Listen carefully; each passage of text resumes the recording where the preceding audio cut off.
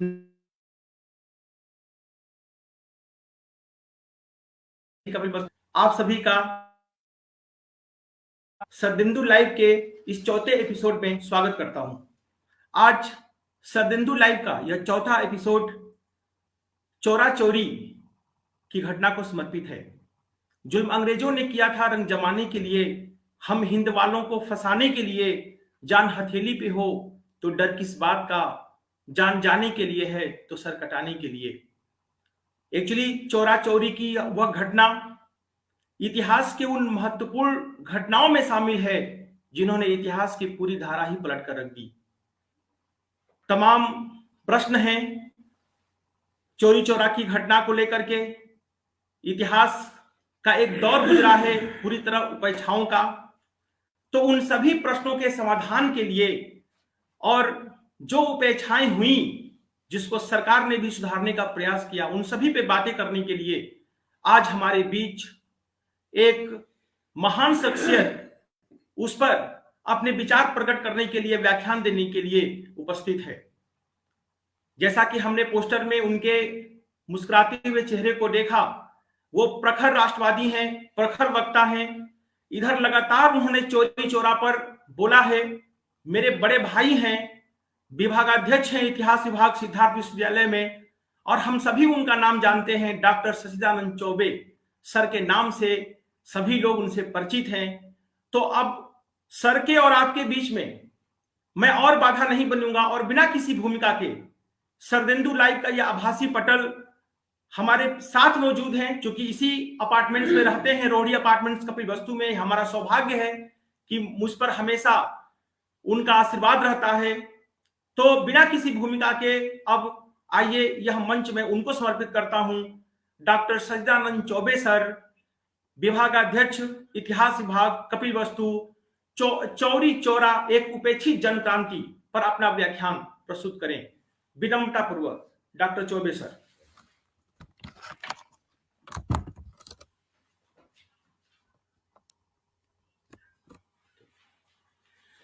सभी सुधीजनों को नमस्कार। चौरी चौरा एक उपेक्षित जनक्रांति, यह विषय दिया गया है अनुज सरदेंदु जी के द्वारा। इतिहास में जो चौरी चौरा का स्थान है अब तक जो था, अगर उसको देखा जाए तो एकदम स्पष्ट दिखता है कि यह एक जन क्रांति थी और उसकी उपेक्षा की गई इतिहास में। सर्वप्रथम मैं विद्या की अधिष्ठात्री देवी मां सरस्वती को प्रणाम करते हुए उस जन क्रांति के समस्त जननायकों, क्रांतिवीरों,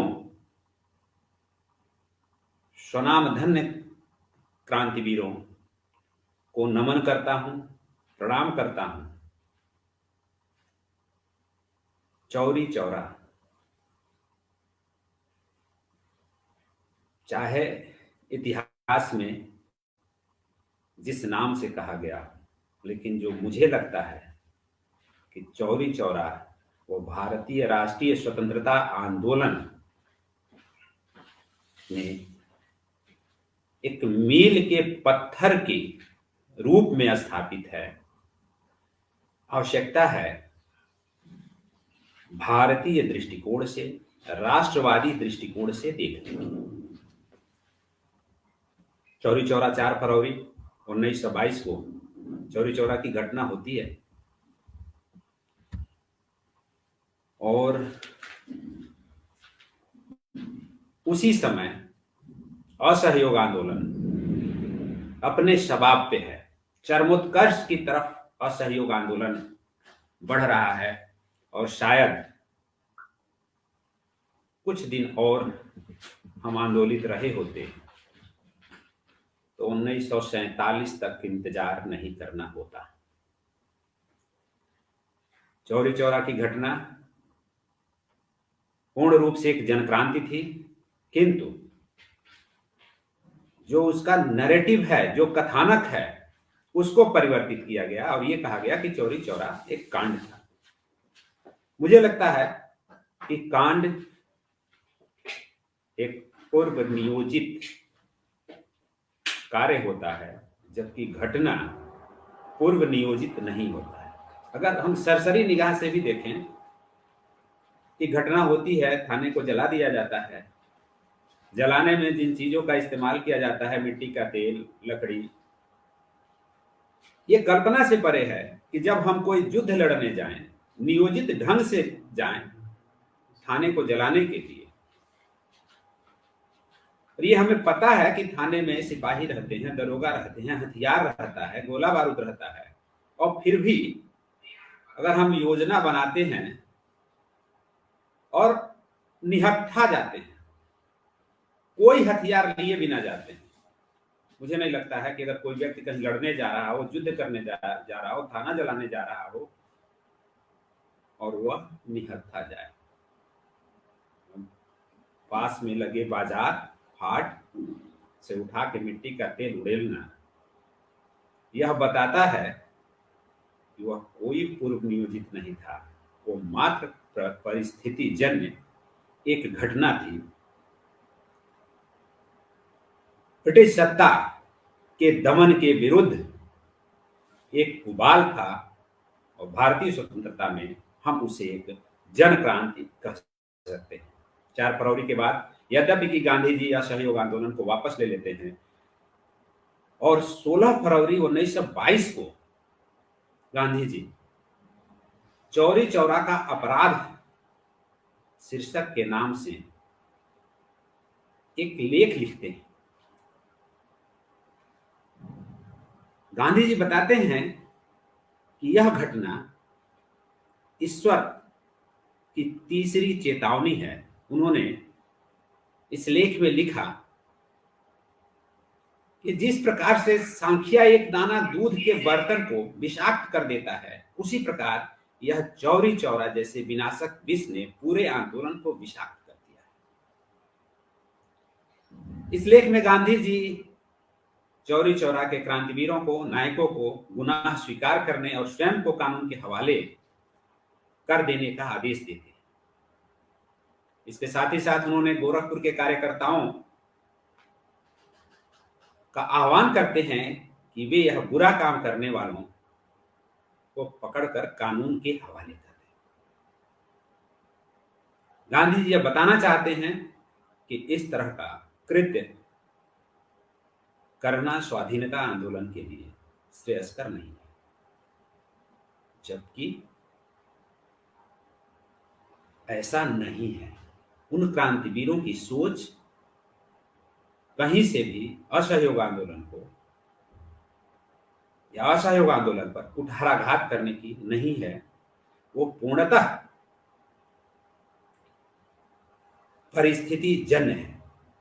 वस्तुतः चौरी चौरा क्रांति के गुमनाम क्रांतिवीर जो दुर्भाग्य से विगत 1 शताब्दी तक, पूरे 100 वर्ष की अवधि तक इतिहास के अंधकार में ही पड़े, पूर्णतः उपेक्षित है। इसमें कहीं संशय नहीं है कि नैरेटिव चेंज करके कुछ इतिहास के अध्येता गण ये बताने का प्रयास किए हैं कि वो जाहिल थे, अनपढ़ थे, गुंडे थे। ये कहीं स्वीकार करने के लायक नहीं है। वास्तव में वह क्रांतिवीर भारत माता को परम वैभव की ओर ले जाने के लिए अपने तरीके से परिस्थितियों के अनुरूप जो कुछ भी कर सकते थे उन्होंने किया, और इस पूरे कार्यक्रम में, इस पूरे घटनाक्रम में कहीं से भी उनका कोई अपना निजी, कोई व्यक्तिगत स्वार्थ नहीं था। वहां स्वार्थ था तो सिर्फ एक, और वह था भारत माता। अपने राष्ट्र के हित का स्वार्थ था और कोई कहीं किसी प्रकार का स्वार्थ नहीं था। किंतु इस घटना को दूसरे ढंग से परोसा गया इतिहास में। आश्चर्य होता है कि एक जगह यह कहा जाता है कि यह कृत्य गुंडों का है, जाहिलों का है, अनपढ़ों का है। लेकिन आश्चर्य तो तब होता है कि उन्हीं जाहिलों, गुंडों, अनपढ़ों के कृत्य से अपने सबाब की ओर अग्रसर होते हुए असहयोग आंदोलन को वापस लिया जाता है। मैं गांधी जी पे कोई टिप्पणी नहीं करूंगा, क्योंकि गांधी जी निसंदेह भारत के स्वाधीनता आंदोलन में अग्रणी हैं और एक जन आंदोलन की शुरुआत एक तरह से देखा जाए तो गांधी जी के द्वारा ही होती है। किंतु यहां पर मुझे लगता है कि कहीं ना कहीं कुछ है। ये भी हो सकता है कि चौरी चौरा की घटना की उचित सूचना उचित ढंग से गांधी जी तक न पहुंची हो। मैं गांधी जी पे कोई प्रश्न चिन्ह नहीं खड़ा करता हूं, किंतु यह कहने में कोई हिचक भी नहीं है कि अगर जो आंदोलनकारी थे, जो क्रांतिवीर थे, उनको गुंडा, अनपढ़, जाहिल कहने के बाद भी गांधी जी और कांग्रेस इस घटना की नैतिक जिम्मेदारी लेकर के और असहयोग आंदोलन को विड्रा करते हैं। और अगर आप जिम्मेदारी लेते हैं तो इसमें कहीं से संशय नहीं होना चाहिए, आपको स्वीकार करना ही पड़ेगा कि वो जाहिल गुंडे नहीं थे, वो सत्याग्रही थे।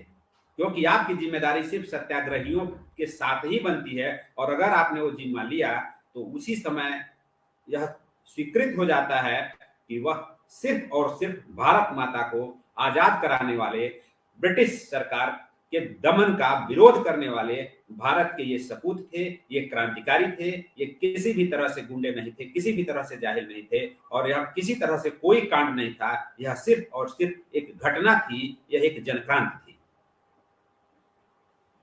ऐसा नहीं है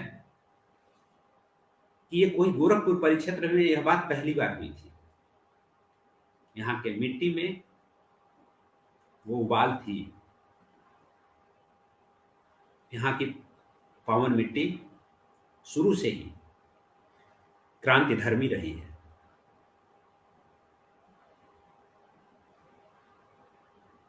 यह भूमि बुद्ध की थी, यह भूमि महावीर की है, और गणतंत्र की पहली प्रयोगशाला यहां से प्रारंभ होती है। प्राचीन काल में हम देखते हैं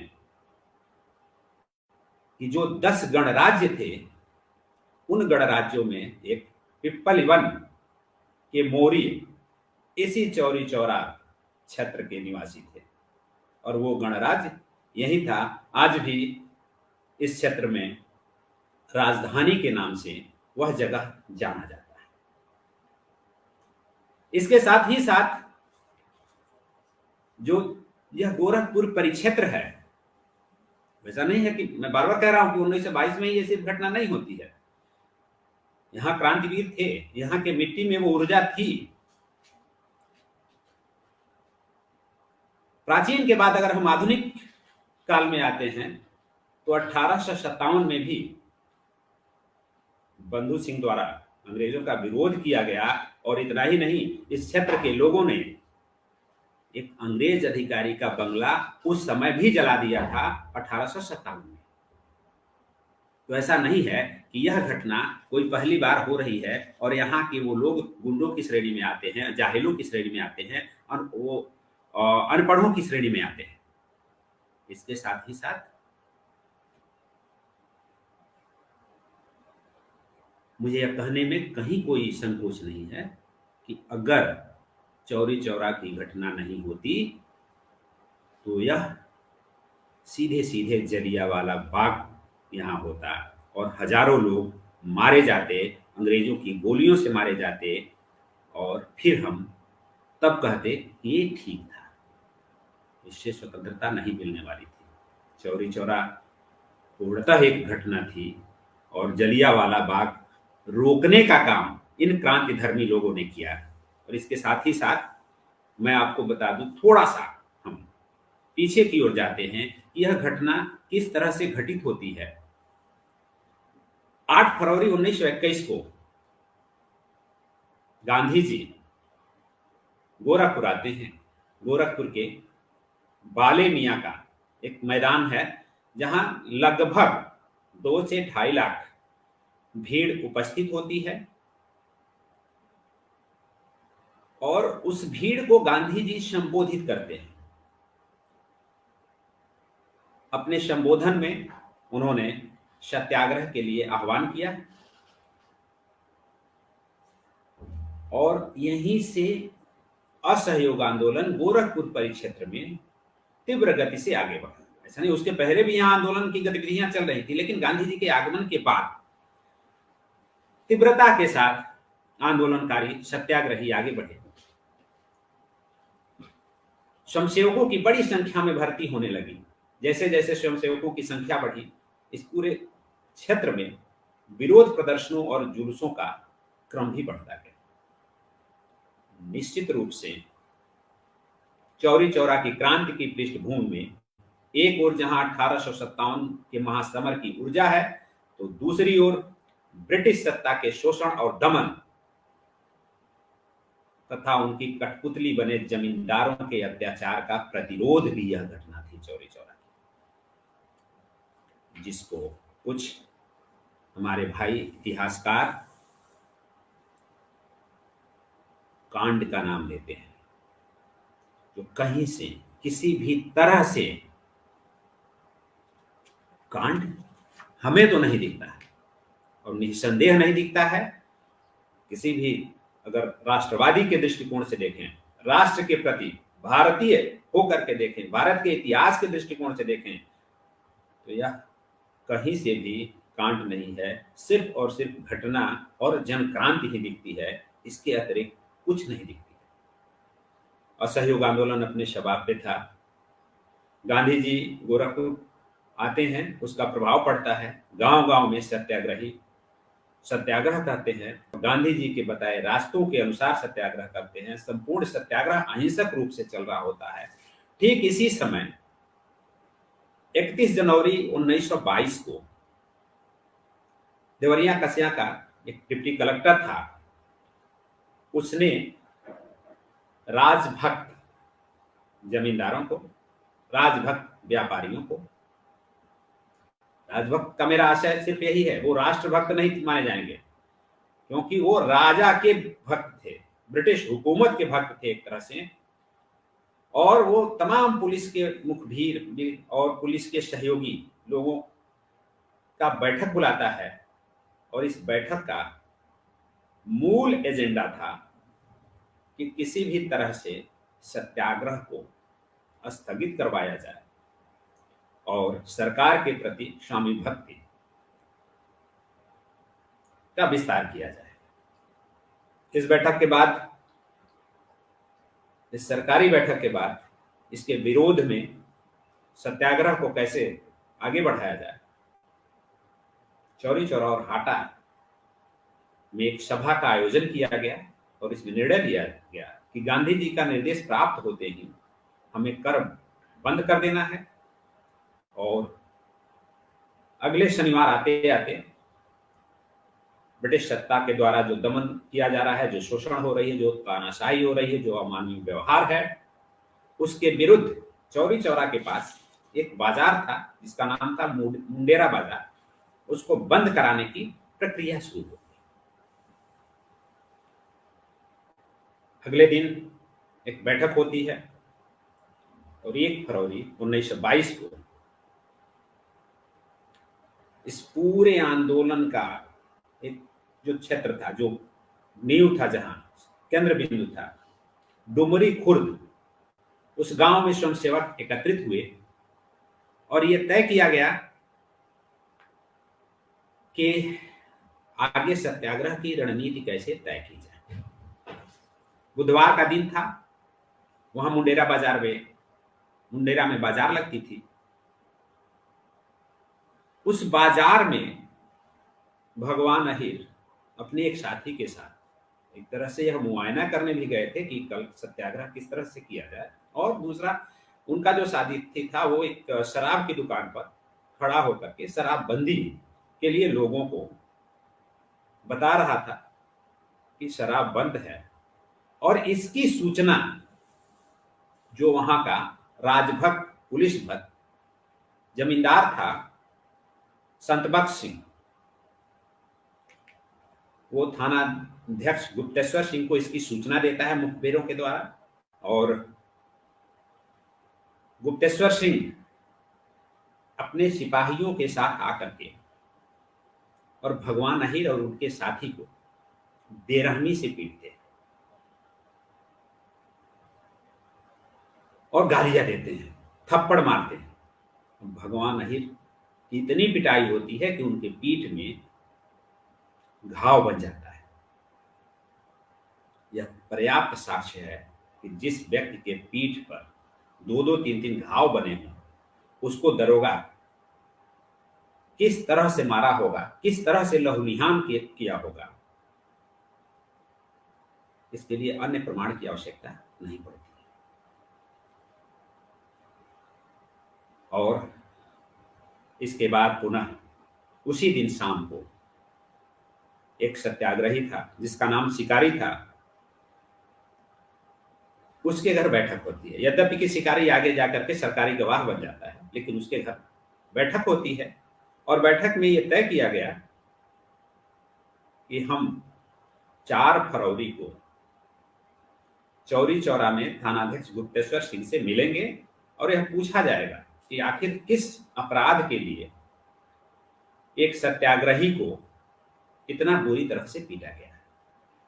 किंतु इसके साथ ही साथ यह भी तय किया गया था कि दूसरे दिन 2 फरवरी को जिला कांग्रेस कमेटी के अध्यक्ष मौलवी सुभानुल्लाह से मिल करके और 4 फरवरी को जो थानेदार से बात करना तय किया गया था कि उसमें कांग्रेस का समर्थन है।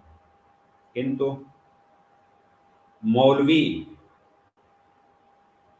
सुभानुल्लाह का परिवार, जो कि 1857 के प्रथम स्वतंत्रता संग्राम में भी राजभक्त था और इसी वजह से उनको 52 गांव की जमींदारी भी मिली थी जो कर मुक्त थी, उन्होंने किसी तरह से टाल दिया और टालने के बाद यह भीड़ मानी नहीं और 4 फरवरी को हजारों की संख्या में भीड़ चौरी चौरा थाने, आज चौरी चौरा एक बाजार है, उस समय चौरी चौरा कोई बहुत एक निश्चित जगह नहीं थी। 2 गांव थे, एक था चौरी, दूसरा था चौरा, और दोनों के बीच में रेलवे स्टेशन और थाना था और इसीलिए उस जगह को चौरी चौरा का नाम दिया गया है। 4 फरवरी को भीड़ थाने तक पहुंचती है और भीड़ को यह तय था कि थाने पर पहुंच करके हम मिलेंगे और मिलने के बाद फिर हम डुमरी खुर्द जाएंगे, मुंडेरा की तरफ चले जाएंगे, अपनी सभा करेंगे। किंतु उस निहत्थी भीड़ पर अभी थाने के पास जैसे ही वो भीड़ पहुंची, उस निहत्थी भीड़ पर गुप्तेश्वर सिंह ने सिपाहियों को यह आदेश दिया गोली चलाने के लिए, और निहत्थी भीड़ पे 10 पुलिस के जवान 10 राइफल से लगातार फायरिंग कर रहे थे। भगदड़ मच गई, गोलियां लगी, कईयों को मारे गए। लेकिन हमारे कुछ इतिहासकार महोदय लिखते हैं कि कुछ लोग मारे गए, और मुझे लगता है कि सरकारी आंकड़ा जो कहता है कि 2 लोग मारे गए थे, आश्चर्य होता है कि 10 लोग। घटना की स्थिति देखिए, ये कहा गया है कि हजारों की संख्या में भीड़ थी और थाना जला दिया गया, और जो सिपाही थे वो थाने के अंदर छुपने गए। अब जरा परिस्थिति का आकलन किया जाए कि ये परिस्थिति कैसे बनी। जो सिपाही राइफल से गोली चला रहा है, बंदूक से गोली चला रहा है, और वो सिपाही कब वापस जाएगा थाने में छुपने के लिए। मुझे लगता है कि वह समय वही होगा कि उसके हथियार पे जितनी भी गोलियां थी, जितने आग्नेयास्त्र थे, वो सब समाप्त हो चुके होंगे, तब वह छुपने जाएगा। भीड़ के पास कोई हथियार नहीं था, सिपाही लगातार गोली चला रहे थे। 10 सिपाही अगर गोली चला रहे हों, सैकड़ों राउंड गोली चली होगी, और क्या आप कल्पना करते हैं कि 2 लोग मारे जाएंगे? कल्पना हो सकती है कि 3 लोग मारे जाएंगे।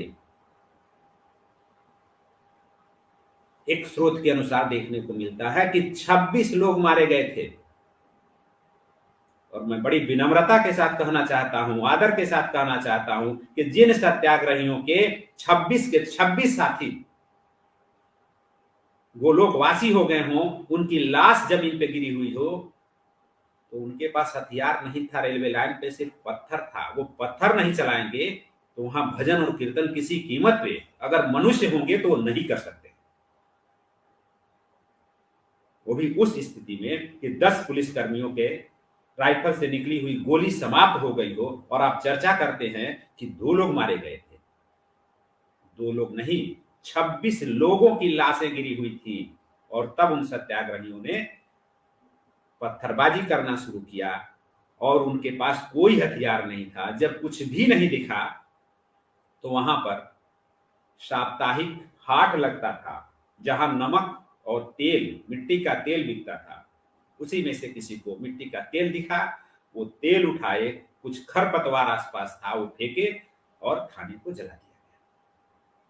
पूर्णतः घटना ये है और इसमें कहीं से ऐसा नहीं दिखता है कि आक्रमण किया गया। ये पूर्णतः आत्मरक्षार्थ और साथियों को लाशों को देखने के बाद उपजा हुआ आक्रोश था, जो भारत के स्वतंत्रता संग्राम में एक जनक्रांति के रूप में, मील के पत्थर के रूप में है। अब हम आगे बढ़ते हैं। मैं शुरू में भी कहा हूं कि ये निश्चित रूप से सत्याग्रही थे, आंदोलनकारी थे।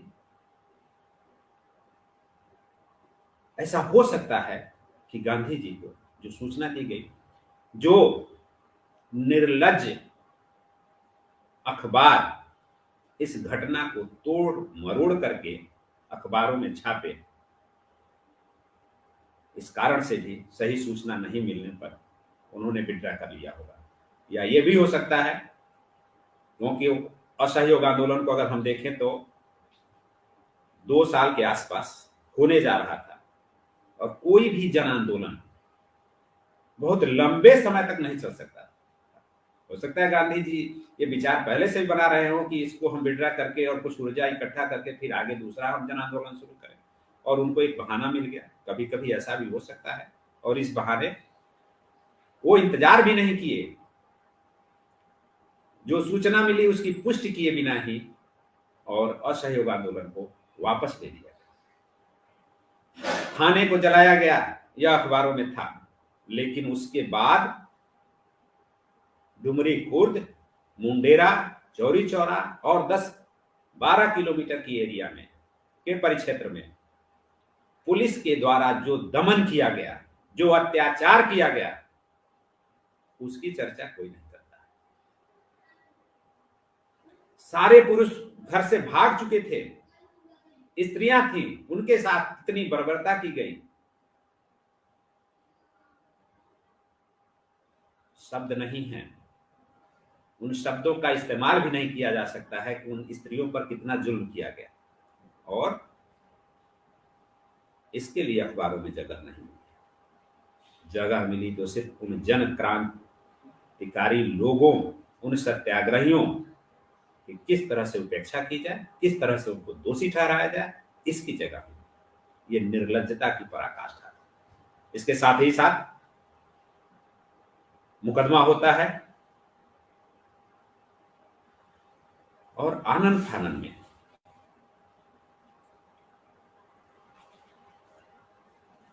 172 लोगों को फांसी की सजा सुनाई जाती है। सजा के बाद यह मामला हाईकोर्ट में जाता है और पंडित महामना मदन मोहन मालवीय इन क्रांतिवीरों के वकील होते हैं। उनमें से मात्र 172 के बाद हाईकोर्ट के द्वारा 19 लोगों को फांसी मिलती है। लेकिन यह तथ्य, इस पर चर्चा नहीं होती है। जितने तेजी के साथ कि 172 लोगों को फांसी की सजा सेशन कोर्ट करता है, ये होती है, और इसको इतिहास के नेपथ्य में डाल दिया जाता है कि आखिर महामना जी जिस मुकदमे को लड़ते हैं 153 लोगों को फांसी की सजा से बचा लेते हैं, इसकी चर्चा करने की किसी को ये नहीं लगता है कि ये भी उचित है। पंडित मदन मोहन मालवीय जी ने हाई कोर्ट में इस फैसले के विरुद्ध अपील किया है और 6 मार्च 1923 से मुख्य न्यायाधीश और उनके एक और साथी न्यायाधीश पीगट के समक्ष इस ऐतिहासिक मुकदमे की सुनवाई शुरू हुई। मालवीय जी ने इन दोनों न्यायाधीशों के समक्ष अपनी बहस शुरू की और उन्होंने कहा कि यदि चौरी चौरा हत्याकांड एक पूर्व नियोजित षड्यंत्र होता तो उसको न्यायालय में लाने के पूर्व प्रांतीय सरकार की अनुमति लेना आवश्यक था। इसके अलावा उन्होंने गवाहों के परस्पर विरोधी बयानों पर भी न्यायालय का ध्यान आकर्षित किया और अपनी तर्कपूर्ण शैली में अपना फैसला बदलने पर, न्यायालय के सेशन कोर्ट के फैसले को बदलने पर उन न्यायाधीशों को मजबूर किया। उनके तर्कपूर्ण बहस के बाद मालवीय जी के सहयोगी ने भी अभियुक्तों की ओर से अपनी बात रखी और उन दोनों वकीलों के बहस के बाद दोनों न्यायाधीशों ने इस घटना के अभियुक्तों को लेकर के फैसला सुनाया, जिसमें 19 अभियुक्तों को ही मृत्युदंड दिया गया। बाकी कुछ को आजीवन कारावास, कुछ को 8 वर्ष की सजा, कुछ को 5 वर्ष की सजा दी गई और कुछ अभियुक्त थे जिनको रिहा कर दिया। लेकिन इस लड़ाई को इतिहास में स्थान कम मिला है और इस फैसले का जबरदस्त विरोध हुआ। अभ्युदय जैसे पत्र ने इसकी आलोचना करते हुए कहा कि यह भारत के वक्षस्थल पर एक जबरदस्त प्रहार है कि जो क्रांतिवीर हैं, जो एक तरह से राजनीतिक कैदी हो सकते हैं, उनको मृत्यु दंड जैसा क्रूर अमानवीय सजा दी जाए, यह इससे शर्म की बात नहीं हो सकती। 1 जून 1923 को सुबह 6 बजे फांसी पाए हुए व्यक्तियों को फांसी पर लटका देने का आदेश दिया गया। हाईकोर्ट के फैसले के विरुद्ध वायसराय के पास दया मर्सी अपील की गई, किंतु वो भी ब्रिटिश हुकूमत के पक्ष में था, स्वाभाविक था, और उस मर्सी अपील को ठुकरा दिया गया और 1 जुलाई 1923 को वो अपील ठुकराने के बाद उसके उपरांत 19 क्रांतिवीरों को, जिसमें आज के चर्चा में उनका नाम लेना बहुत आवश्यक है, बहुत जरूरी है, जो भारत माता को परम वैभव की ओर ले जाने के लिए, भारत को स्वतंत्र कराने के लिए, भारत की राष्ट्रीयता को संप्रभुता पाने के लिए अपने प्राणों की बलि दिए, उनका नाम लेना भी यहाँ प्रासंगिक होगा। उनमें से अब्दुल्ला उर्फ जुकई थे, भगवान अहिर, विक्रम यादव, सीताराम, रामलगन लोहार, दुदई, सेतु, लौटू, महादेव मेघू, लाल बिहारी, संपत, नजर अली चूड़िहार, राम रूप बरई, कालीचरण, सुखदेव, श्याम सुंदर, रघुवीर सोनार, रुदली और लाल मोहम्मद थे। इनको 2 जुलाई 1923 को फांसी दे दी गई। यह नाम लेने का मेरा एक उद्देश्य और भी था। ये क्रांतिवीर, ये भारत के स्वतंत्रता संग्राम सेनानी, भारत को स्वतंत्र कराने हेतु अपना तन मन धन, अपना प्राण, अपना सर्वस्व भी न्यौछावर कर दिए। और स्वतंत्रता के बाद हमारे विद्वान महोदय लोग इस पर ये चर्चा करने लगे कि यह आंदोलन पिछड़ों के द्वारा किया जाने लगा, दलितों के द्वारा किया जाने लगा। वो सिर्फ भारत माता के सपूत थे, सिर्फ भारत माता को स्वतंत्र कराने के लिए लड़े थे। उनका उद्देश्य सिर्फ यही था कि भारत स्वतंत्र कैसे हो, विदेशी दासता से मुक्त कैसे हो। उनके मन में यह कहीं से नहीं था कि कौन पिछड़ा है, कौन दलित है, कौन अल्पसंख्यक है। वो सिर्फ भारत माता के सपूत थे, भारत माता को दासता से मुक्त कराने के लिए संघर्षरत थे। और उस संघर्ष में उन्होंने अपने प्राणों की आहुति दी, बस इतना ही था। और इसके अतिरिक्त अगर हम इस इतने पवित्र और पुण्य काम को हम जब इस तराजू से तोलेंगे तो निस्संदेह वह घृणित होगा और उनके प्रति सच्ची श्रद्धांजलि नहीं हो सकती। चौरी चौरा की घटना हमारे स्वतंत्रता आंदोलन का एक महत्वपूर्ण अध्याय है। फांसी पाए हुए वे सभी व्यक्ति देश के प्रमुख क्रांतिकारियों की परंपरा में आते हैं, जिन्होंने अपने देश की खातिर अपने प्राणों को भी न्यौछावर कर दिया। चौरी चौरा वह मील का पत्थर है जिसने क्रांतिकारी आंदोलन को गति प्रदान की, ऊर्जा प्रदान की और आगे चल करके क्रांतिकारी आंदोलन और तीव्र गति से विकसित होने लगा। शायद उन क्रांतिकारियों के लिए और भी सच्ची श्रद्धांजलि होती कि स्वतंत्रता के बाद जो चौरी चौरा में स्मारक बना, ताज्जुब होता है कि वो स्मारक उन क्रांतिवीरों का नहीं, उन क्रांतिवीरों पर गोलियों की वर्षा करने वाले पुलिसकर्मियों पर की बनी, उन आतताइयों का साथ देने वाले पुलिसकर्मियों की बनी। ये ठीक है कि उनको शहीद 47 के पहले माना गया, लेकिन भारत की स्वतंत्रता में मील के पत्थर के रूप में चट्टान की तरह खड़े इन क्रांतिवीरों की समाधि कम से कम 1947 के बाद तो बननी चाहिए थी। किंतु मैं शुरू में ही कहा हूं कि अपने स्वार्थ, अपने व्यक्तिगत हितों के लिए इतिहास की इतनी महत्वपूर्ण घटना, इतनी जनक्रांति की उपेक्षा करते हुए इसका नैरेटिव बदला गया। किंतु आगे चल करके इस घटना के 50 साल बाद स्थानीय लोगों ने आंदोलन के द्वारा इन शहीदों का भी बगल में स्मारक बनाने का कार्य किया और अंत में उसके 10 साल बाद सरकार चेती और वहां एक संग्रहालय बनाने का कार्य हुआ, जो बहुत देर से हुआ।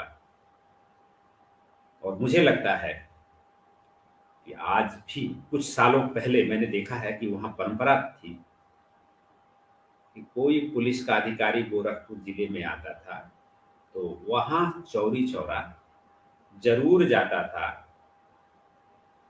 और उन शहीदों को जो आतताइयों का साथ दिए थे वहां श्रद्धांजलि अर्पित करता था। और जो जननायक थे, जो जनक्रांति के अग्रदूत थे, जो सत्याग्रही थे, उनकी उपेक्षा की जाती रही है। ये हमारे लिए निश्चित रूप से शर्मनाक हो सकता है और है भी। हमें आवश्यकता है उन सपूतों, उन क्रांतिवीरों, उन सत्याग्रहियों, उन उस भारत माता के सपूतों जो इस जन क्रांति में जिनकी फांसी हुई, जिनको जेल हुआ, जिनको चोटें आई, जो मारे गए, अब कोई भी पुलिसकर्मी उन पुलिस वालों की नहीं, इनकी को श्रद्धांजलि अर्पित करे, वो सच्ची श्रद्धांजलि होगी। पूरा देश यह अब ईमानदारी से स्वीकार करने लगा है कि शहीद ये थे, यह क्रांतिकारी थे, यह सत्याग्रही थे और चौरी चौरा कहीं से कोई कांड नहीं था। विगत 100 वर्षों में यह घटना एक उपेक्षित जनक्रांति के रूप में थी। धन्यवाद मैं वर्तमान परिस्थिति और वर्तमान सरकारों को भी देना चाहूंगा कि उन्होंने इस पक्ष में भी सोचा और चौरी चौरा की घटना का जो उद्देश्य था एक जन क्रांति के रूप में कैसे स्थापित हो। अगर ठीक से इसका कथानक देखा जाए, इस घटना को देखा जाए, तो यह कहने में कहीं कोई संकोच नहीं होगा कि चौरी चौरा की घटना सिर्फ और सिर्फ एक जनक्रांति थी। इसके अतिरिक्त कुछ नहीं था। और इसके साथ साथ उन क्रांतिवीरों ने जलियांवाला बाग को भी दोहराने से परोक्ष रूप से एक तरह से देखा जाए तो इन्होंने रोका था। इसके लिए भी ये सच्ची श्रद्धांजलि के हकदार हैं और वो सिर्फ और सिर्फ क्रांतिवीर थे, भारतीय स्वतंत्रता के स्वतंत्रता सेनानी थे। मैं इनको नमन करता हूं और इसके साथ ही साथ मैं बहुत स्पष्ट रूप से कहना चाहूंगा कि यह घटना पूर्ण रूप से हमारे विगत 100 वर्षों के भारतीय इतिहास में एक उपेक्षित जनक्रांति थी और हमारा प्रयास ये रहेगा कि इस उपेक्षित जनक्रांति को जनक्रांति के रूप में स्थापित किया जाए। ये उनके प्रति सच्ची श्रद्धांजलि होगी। और इसी के साथ मैं अपनी बात समाप्त करूं। इस आभासी पटल पर जुड़े हुए सभी सुधीजनों का, सभी श्रोतागण का, विशेषकर इस कार्यक्रम के संयोजक अनुज, सिद्धार्थ विश्वविद्यालय के सहायक आचार्य डॉक्टर सरदेंदु जी को भी बहुत बहुत आभार प्रकट करता हूँ कि चौरी चौरा की घटना, चौरी चौरा की जनक्रांति को आपके समक्ष रखने के लिए हमको बुलाए, इसके लिए इनको भी धन्यवाद। और इसके साथ ही साथ आप सभी सुधीजनों को बहुत बहुत धन्यवाद, आभार और प्रणाम। जय हिंद।